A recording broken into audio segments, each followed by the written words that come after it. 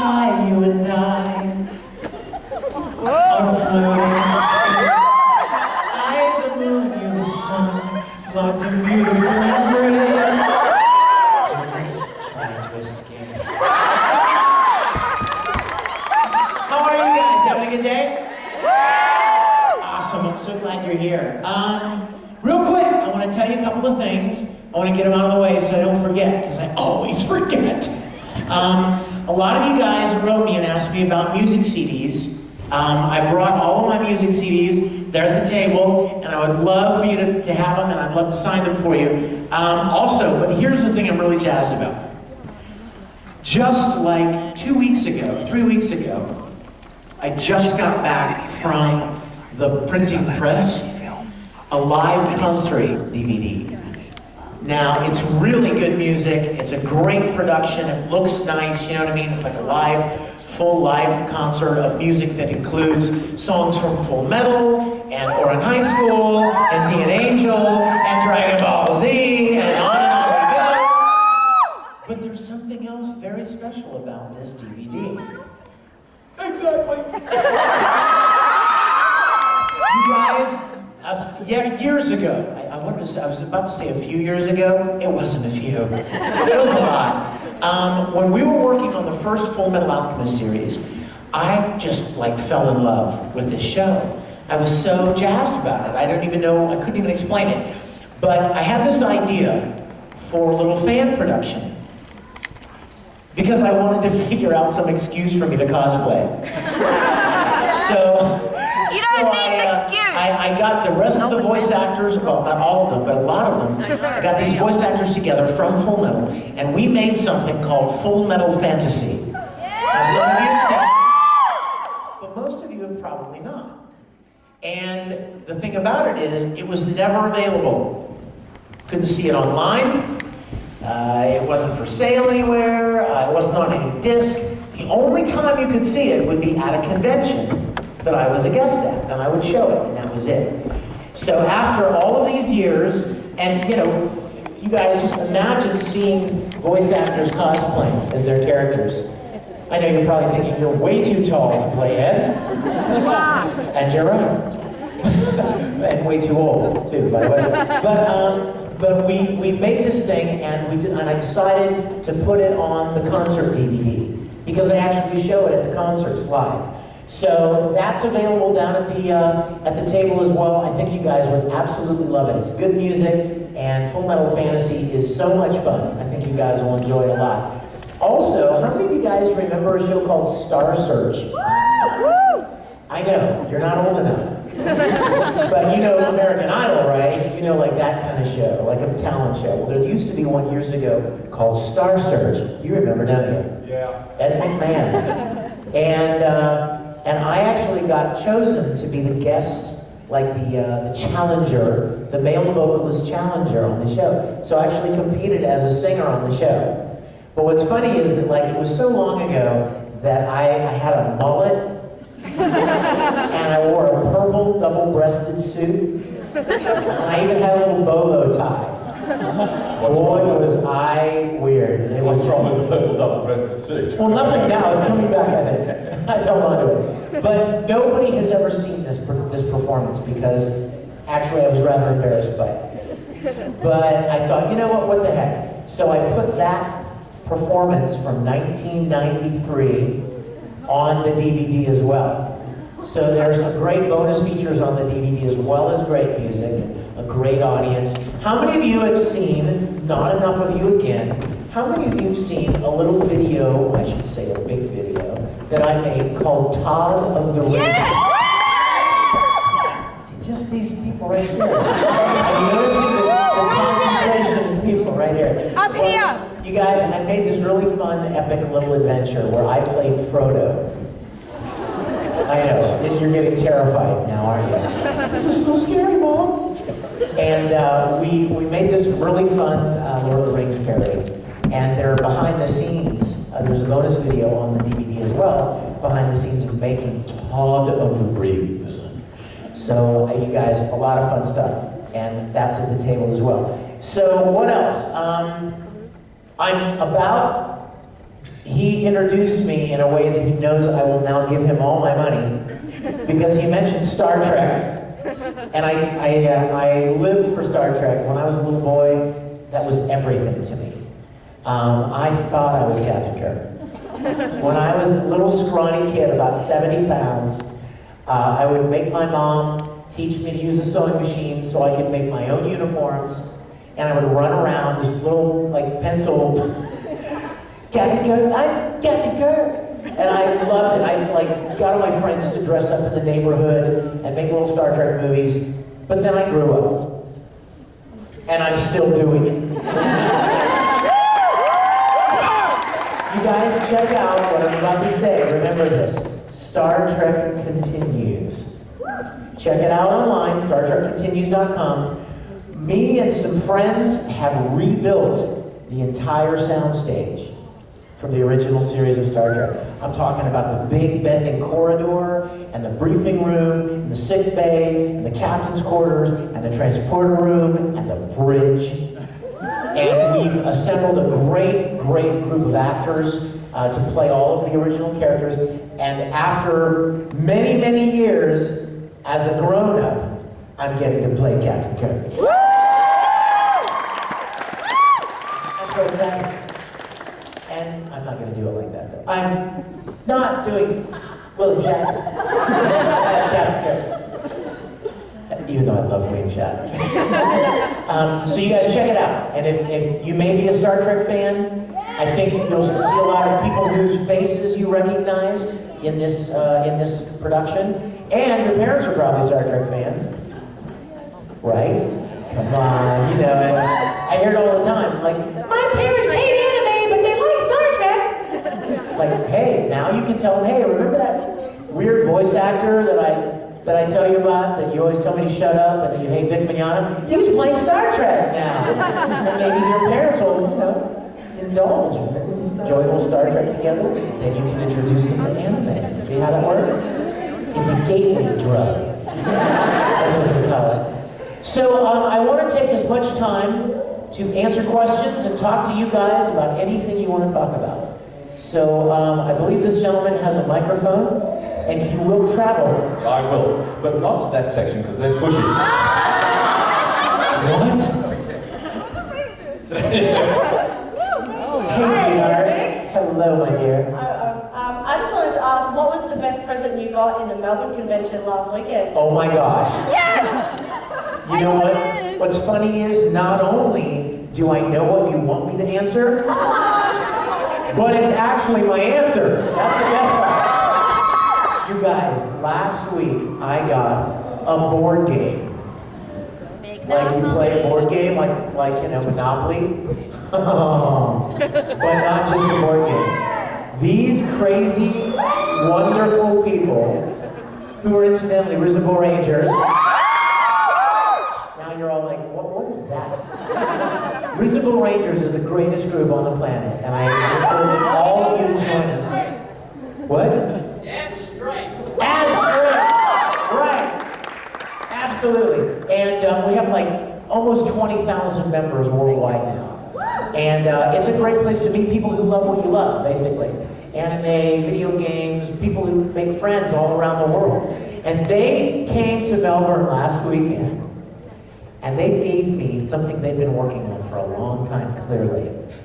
It was a Monopoly game, only when I looked more closely at the name on the box, it said Mignogna. Like Mignogna. And I opened it up, and they had made this entire board game around like characters and things that I had done, and I was blown away. I got back to my hotel room, and I was calling everybody I knew and telling them that I was the kindness that you guys display toward me is beyond, I mean, I can't even express to you how much I love you. I love you guys. Thank you. Okay, question. All right. Yuki. Yuki, may I tell you something? Zeno loves you. Uh-oh, she's running. She's running. What is this?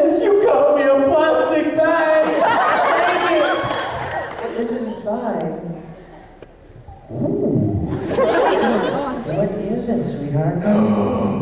Look at little Chippy Zero.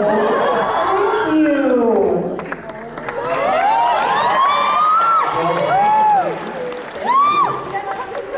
Does anybody have a question over this area that... I think they're just in awe of you and they can't say... No, they're not. They're like, I think they're bored. Hey, we thought this was a panel for David Hasselhoff. Why? Who's this weird guy on stage? Yes? One question. I've got... Oh, hi. I'm sorry. Did you have a question? Yeah. Can you tell us the gun Travis story, please? What?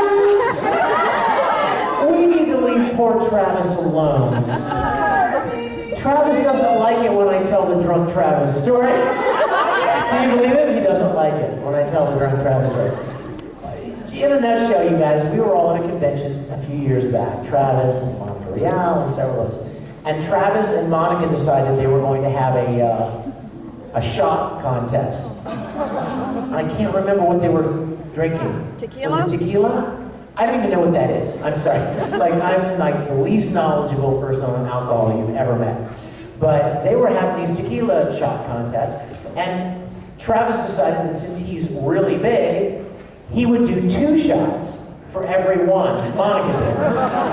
Not really realizing that Monica is a hardcore, she can hold her tequila, if you know what I mean. So she's throwing back, I don't even know how many, and Travis has to throw back 2 for every one she did. And he was like, he's a big guy. And by the end of the evening, he's like hanging on me. And I'm, like down here, he's like, I love you, Vic. Dude. Edward, all right, man, you were good. You're a good voice actor, man. Hey, did I tell you I love you? Listen, I can't stand up right now, so don't move, okay? Because I'm leaning on you. And so that's kind of basically the idea of the Travis story. But let's leave poor Travis alone, because he's a good guy. Let's come over to this side. I think they're classier questions. Actually, you know what? I started to ask this gentleman, so go ahead, up there in the top. Yes? Oh, it's David, right? That's right, Mr. Mignogna. Hello, Mr. David. What is your question, sir? Well, first of all, Travis actually said it was 10 shots. And how he still has a liver, I have no idea. Well, there you go. 10 shots. Okay, the truth is out. Yes. Now, my question is sort of a first of all, what is your most bizarre experience when it comes to a fan convention? Which, yeah, besides this, you made my day. And the second, your most rewarding, because I've heard some, when it comes to bizarre. Well, let me tell you this, Dave. First of all, there are way too many. I could do an entire panel on rewarding experiences. You guys, I can't even begin to describe in the years that I've been doing what I'm doing, how overwhelmed, really, at the kindness of the fans and the encouragement and the support. It's been beyond anything I would have ever imagined. And so please allow me to take a second to thank you for how kind and supportive you've been of my work over the years. So rewarding experience, I couldn't even begin on that one. But bizarre? Yeah, there's some bizarre things. There's some bizarre things, but you know what? Nothing really like mean. Nothing ever mean or mean-spirited. It's mostly come out of a place of excitement. You know what I mean? And I almost forgot about these. You guys, I've been getting these all day, and I always promise myself to give them away when I get them. I know. You probably shouldn't have these, you didn't eat lunch yet, but tough! You don't think I can reach you up on the top, do you? Wait a minute, hold on. Oh yeah, I gotta take this off there. Wait, in order to get some distance? Yeah! You ready? Whoa, heads up.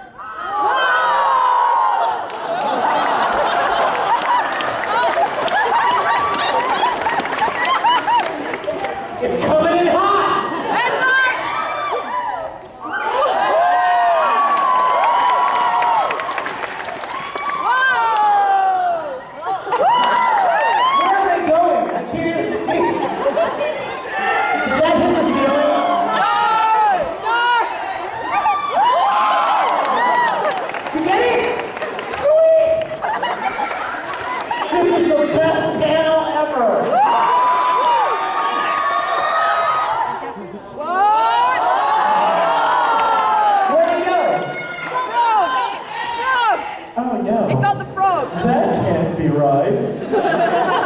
Wait a minute.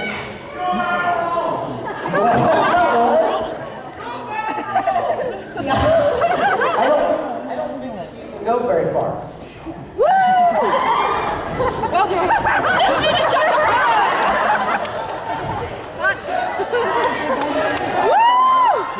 We've got Hitalia here! Hitalia up here!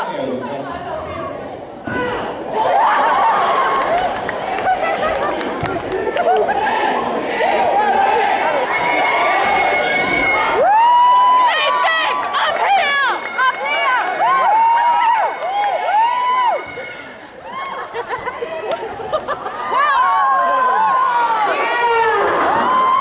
Nice catch, dude. See, this is why I always ask to do Vic's panels. Wait a minute, look. You guys went stupid, Vic. We didn't get any.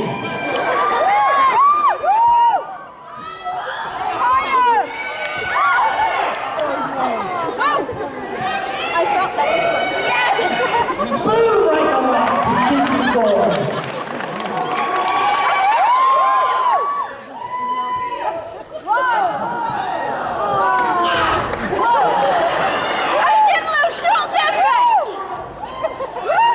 The little ones don't carry.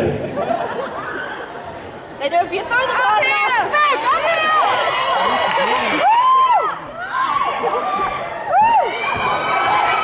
Right here. Up here. Oh, that's it. No, it's not. No, it's not. Oh my God.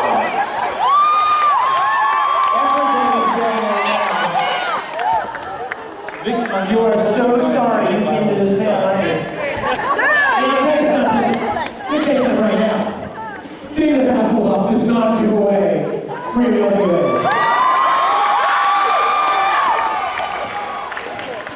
Now you're in range. I'm here. He's dropping them everywhere. Big.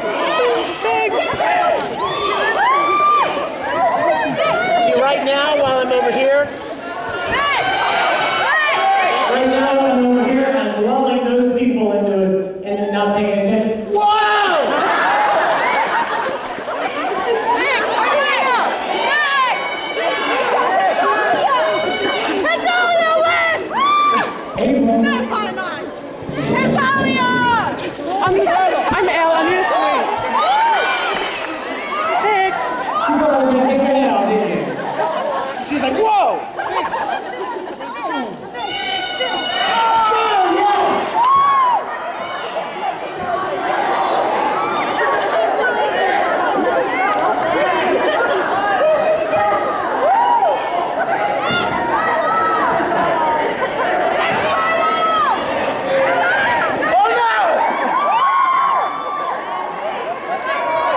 Sneak attack!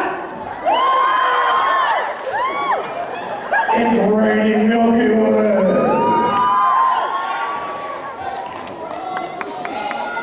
So you know what?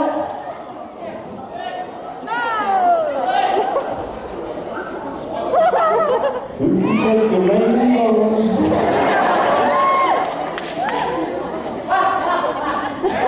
See Willie walking, dude?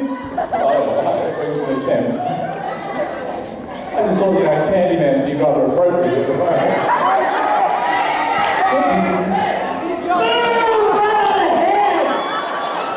Boom! Headshot! Go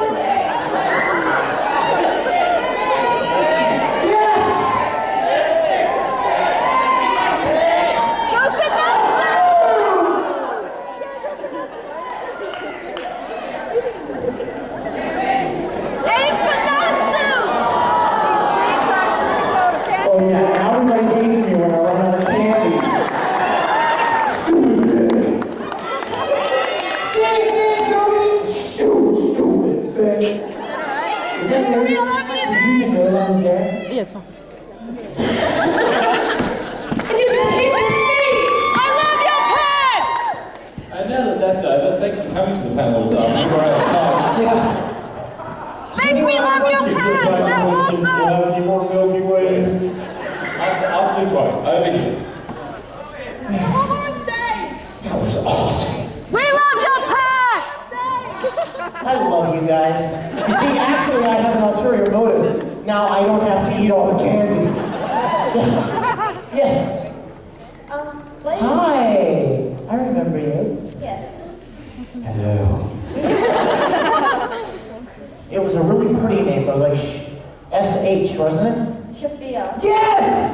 Shafia. Sorry, I get excited a little bit. What is your question, Shafia? What's your favorite former alchemist line? What is your favorite? Shafia. I have a question for you too. I have another question. It's a follow-up question. Do you like chocolate? Ish.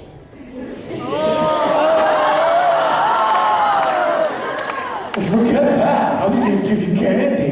I was going to give this to you, Shafia. Okay, what's my favorite line? Hey, where's the guy that had the iPhone? That wanted me to read something?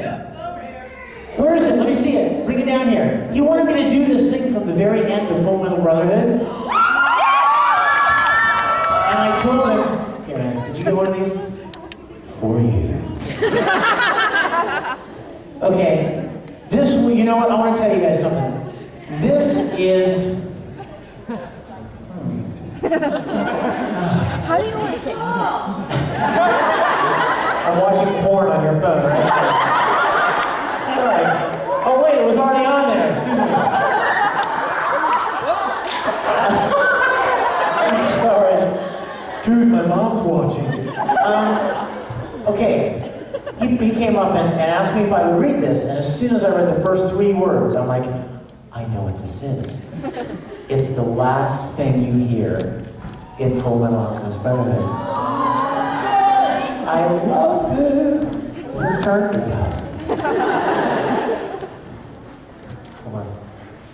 Okay. It's rather small and my eyes are going. So, this is for you.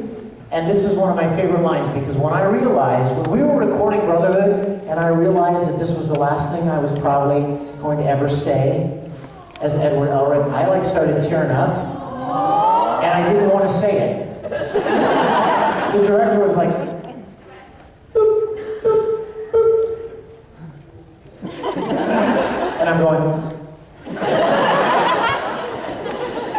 because I knew that, I knew that it could very well be the last thing I ever get to say, is Ed. So, I sat my iPhone actually on the counter, and I videotaped doing the last line of the episode. It's online too, it's on YouTube. Okay, you ready? Here we go. I want you to hear the music in your mind, because the music's important. Imagine the music, remember when he's getting on the train? Right? With Winry? Well, without her, but... Yeah, he's made his promises. We know what's coming. Little baby Ed and baby Winry. There's no such thing as a painless lesson. They just don't exist. Sacrifices are necessary. You can't gain anything without leaving something. But if you can endure that pain and walk away from it, you'll find that you now have a heart strong enough to overcome any obstacle. Yeah. A heart made full metal.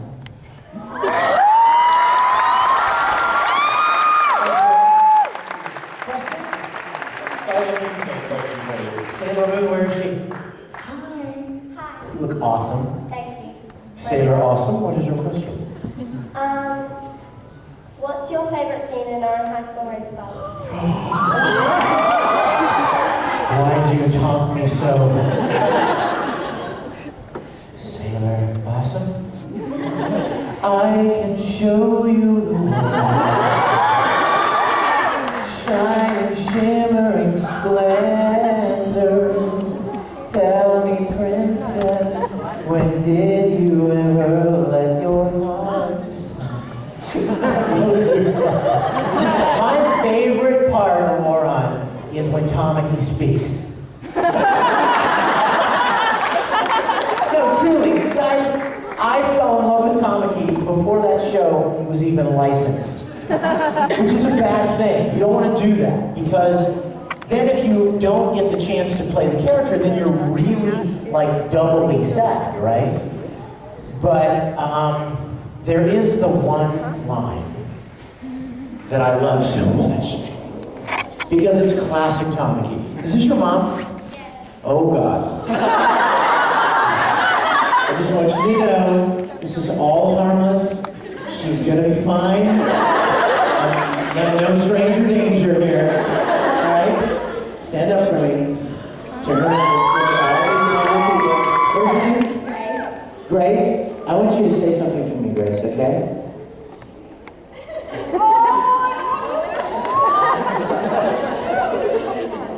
I don't know if I should drink this.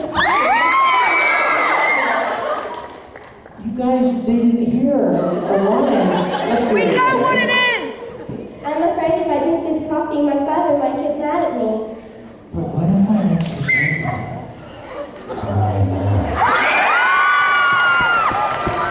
She knows the line! Yay, Grace! Nice, Mom. She's okay, folks. I never really, you know what? I bet I've done that line 1,000 times and never was the parent sitting right beside her. That was a little scary, actually. I was like, she's gonna throw something at me? This is gonna be bad. I just think Mum's upset that it wasn't her. Well, I'll do it too. Oh, okay, well, let's rerun. What's your name, Mom? What's your name? Okay, this is Debbie, you guys. Now, Debbie doesn't know the line yet. Whose bag is this? Let me sneak through here, Debbie. This is gonna be so fun. I've never done it with a grown-up before. Oh, that's gonna be beautiful. Well, that didn't go right at all. All right, Mandy! Huh? Yeah, 1 second. Okay, Dad. Wow, this is cool. All right.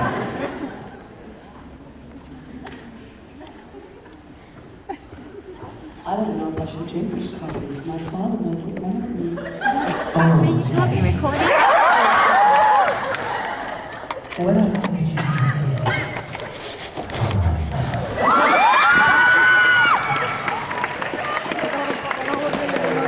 Oh yeah! Great. Okay, now I'm in real trouble. Just wait till they go. Your father's not somewhere nearby, is he? Let's make sure he stays at the house, all right? Don't show him that video's gonna work. Who is that guy? Vic Mignogna. Question. Here we go. Hi, Vic. Hi, sweetheart. You obviously can't tell I'm the little redhead that has the furry breaks. Oh, hi. No, I couldn't tell. You look beautiful. I'm wearing this little wig. I know. It's I love this lovely. cosplay. What is your question, my darling? I gave you a Calderton earlier. I'm sorry, say again? I gave you the Calderton earlier. Have Yes. you had a chance to open it? I want to know what cards you got. I haven't opened it yet. I'm afraid to.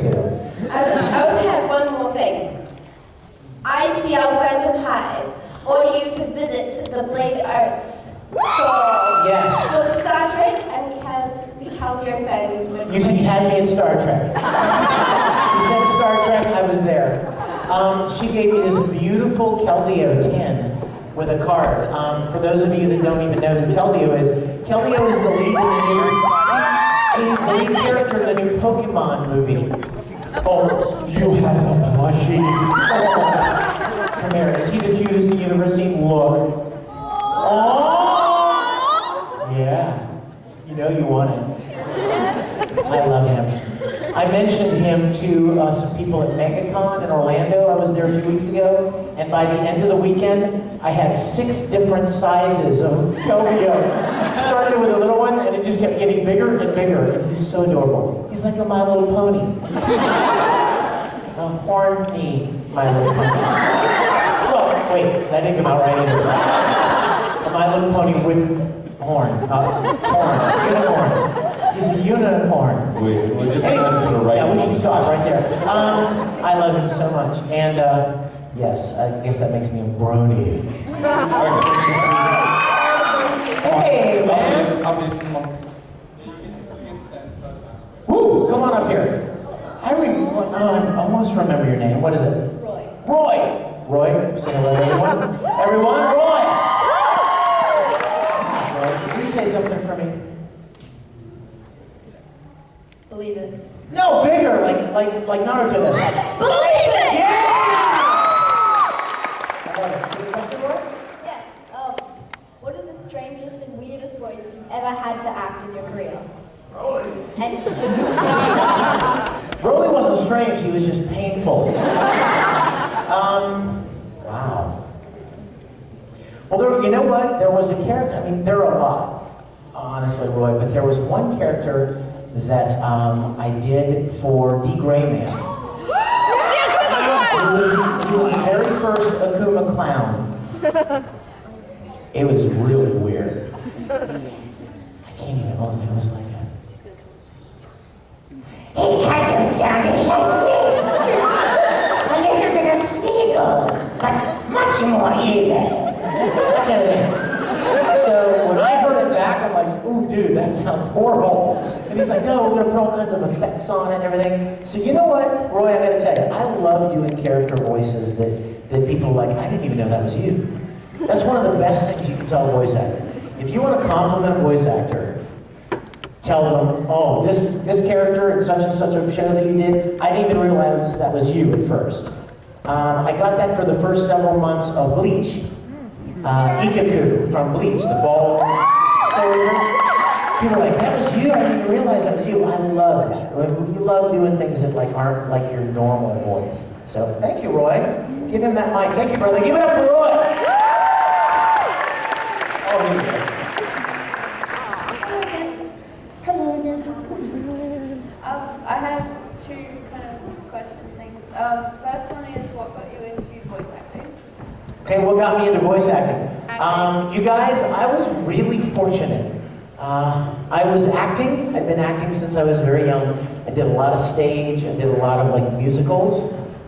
I love musicals and did theater and all kinds of stuff. I did classic, old musicals though, like Camelot and Fiddler on the Roof, and Oliver, and Annie, and Oklahoma. Thank you. What else?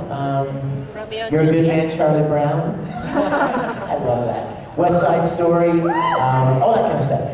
But a friend of mine in Houston, Texas, I was working on a video production with him, and he said, hey, you've got a lot of acting experience, don't you? And I said, yeah, I've been doing it a long time. He said, you ought to go and audition for this place in town called ADV Films. They get these Japanese animated shows and they dub them into English and they need actors. They're looking for actors. And I was like, you're kidding. You mean like Speed Racer and stuff? I loved Speed Racer when I was a little kid. I didn't know it was anime, but I loved it. I knew it was different, you know what I mean? It didn't look like Bugs Bunny Roadrunner. It didn't sound like Scooby-Doo, but it was cool. So I loved anime before I even knew what it was. And he said, yeah, Speed Racer, stuff like that. So I went and auditioned, and I got cast as Vega in Street Fighter 2. At the time, you could put ADV on this stage. It was a very small little company, just a handful of guys who loved anime and wanted to make it available in English. So I did this show, and I really honestly thought it was just kind of a one-time deal. You know what I mean? Like, wow, that was really a strange and cool thing to get to do. And I went back to writing music professionally. I did a lot of music work for ad agencies and producing records for people and stuff, and video and film production work. And a couple of weeks after I finished Street Fighter 2, ADV called me. And they said, hey, we're doing this other show. You want to come do something in it? I'm like, yeah. So I went and did something else. And then another show, and another show, and another show. And the next thing I knew, I had done like 10 or 15 different shows. I still didn't know I didn't even know what they did with them after we recorded them. I mean, do they sell them? Where do you buy them? I didn't even know. At the time, they were releasing them on VHS, you guys. And they were talking a long time ago, okay? And it was right after the Civil War. And, just kidding. But I kept doing it, and then I started getting invited to anime conventions. And I was blown away because I didn't even know they had anime conventions. I knew they had Star Trek conventions. I used to go to those all the time. But I didn't know they had anime conventions. So I went to these anime conventions and I started meeting people from other studios. I met people from Funimation in Dallas and different companies in New York. And then I started meeting companies in Los Angeles. And they invited me to come out and play roles in different shows. So I always am very, very careful to tell people that I give God all the credit for what happened in my life because I didn't plan it, I didn't seek it out, I didn't knock on all these doors, and I didn't send out hundreds of demo reels. I didn't train for it in school other than acting. It was just an opportunity that kind of presented itself. And so I'm so enormously grateful to get to do what I do. I never imagined that it would grow into what it has become. But I wake up every day and I do this. Like, thank you for the privilege to do what I do, God. And you guys are a very big part of that, for your kindness and your support and your love. So thank you. Thank you, thank you. Okay, let's... Do you want to wrap with a song? No, I don't want to wrap up. We have to. No, we don't. Let's take a question from over here. Well, How about this guy right here? Last question. This is where I now become the most hated. I know, I remember your name. You know how many people I've already signed for this morning? Your name is Luke, isn't it? Yeah. Dang. Luke, Mandy. I love it. Okay, Luke. I have two questions. My friend Sam and one for me. Firstly, and your father. Certain feelings you know it to be true. That isn't true. That's impossible. Luke, you can destroy the Emperor. He has foreseen this. I'm sorry. I'm sorry. Sorry, Luke. I love you. See that name? I think Luke Skywalker. Is that okay? Because I still love you. Luke's like, this is weird, man. What's your question, man? Make it a good one. This is the last one.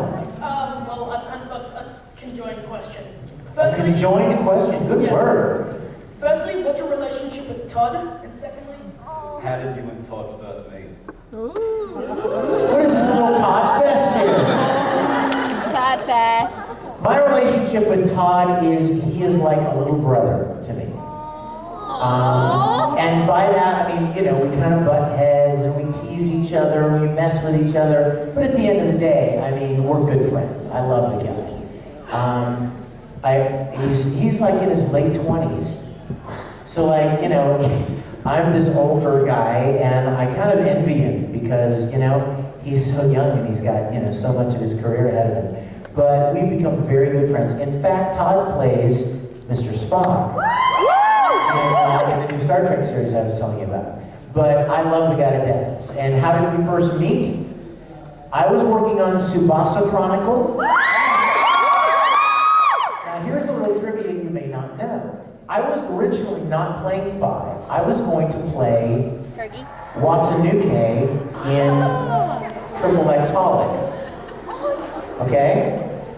But shortly into the recording of Tsubasa, Colleen Klinkenbeer, the director, came to me and she said, I need you to step in for me and play this character. Now, you can stay with Watsunuke if you want, and I'll find somebody else to play Fi, but I could really use your help playing Fi in Tsubasa. And I was like, you know what? I'll be happy to play Fi for you. If that would help you out, fine. So I moved over to play Fi in Tsubasa. And just a couple of months later, they started recording Triple X Holic. And they needed somebody else to play Watsunuke. There was this brand new young kid working at Funimation named Todd. And so he stepped in and played Watsunuke, the role that I was originally going to play. Did a great job. He's a very talented guy. And we became friends, started doing conventions together, and he's a great guy. I love him to death. I tease him, we tease each other a lot, but at the end of the day, I love him to death. You guys, we always run out of time, and it makes me so sad. But let me just end by saying one thing. I would love for you to come down to the autograph area and come say hello to me, and maybe let me sign something for you. I'm situated with all of these TV actors and movie actors. And I love, one of my favorite things at pop culture conventions is for the anime fans to show up and show their enthusiasm for the things that they love. Because all those other TV actors and stuff, their fans are great and everything, but those people always tell me later how they marvel. They're blown away by the enthusiasm of the anime fans. And so please come down and make your voices known and make your presence known. We'll make them all jealous with how awesome. I love you guys. Thanks for coming. I'll see you this weekend. Have a great time in Supanova.